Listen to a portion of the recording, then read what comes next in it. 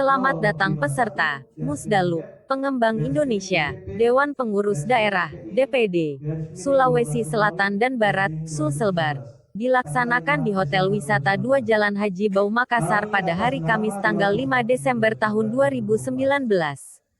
Sinergitas pengembang Indonesia dengan pemerintah pusat, dengan pencapaian program pembangunan sejuta rumah, yang dihadiri seluruh anggota DPD Pengembang Indonesia Sulselbar, Musdalub dan pelantikan pengurus DPD Pengembang Indonesia oleh Bapak H.